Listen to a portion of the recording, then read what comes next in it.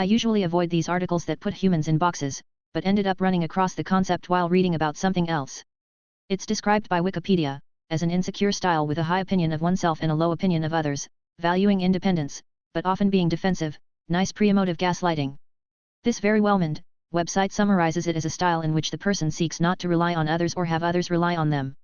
While I agree that this is generally not a healthy ingredient in an intimate relationship, and particularly terrible for people who are seeking something more meaningfully co-dependent or involving meaningfully more time spent together, I think it's also a mistake to assume that a healthy person should be seeking intimate relationships. For at least some people, I think happiness is best achieved only after they realize that intimate relationships isn't a necessary, or even desirable, thing to have in their life. There may be good reasons for this worth discussing, but I think it's weird that mental health is so normative, compared to modern physical health tech, which recognizes that some medicine that is incredibly effective at helping some people can have terrible or even deadly effects on some small percentage of the population due to individual differences and reasons we don't fully understand yet.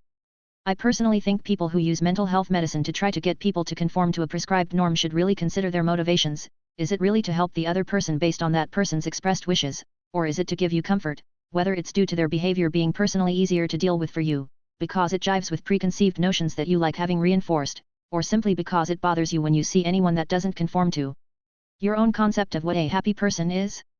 The way I see it, there are people out there who just reasonably expect a deeply negative expected value experience from interactions with other people generally. This could be for any number of reasons, such as track record of all past interactions, including things like being taken advantage of, abused, or persistent tendency of close relationships to end up being a net responsibility or burden. Horrible disfigurement, extremely offensive odor or other physical characteristic that is unpleasant to others that the person is pointedly reminded of with each interaction. Existing responsibilities, goals, or other circumstances that causes a person to justifiably feel unable to commit the time and resources required to maintain a mutually respectful relationships. There's others, too, encounters for many of them, such as encouraging people that it's about outlook, or even the less helpful cycle of suggesting to people that the unpleasant interactions are due to flaws in themselves they should fix, but I don't want to discourage people who take their responsibilities very seriously from doing so. I want people to be realistic and honest to others about what they expect and have to offer in a relationship, especially if what they can offer is limited, due to competing priorities.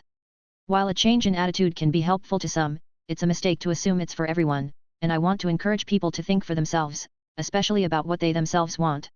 I also think that people can reasonably conclude that for them, any efforts, time or other resources expended on pursuing intimate relationships is not worth it, relative to them being spent on other endeavors.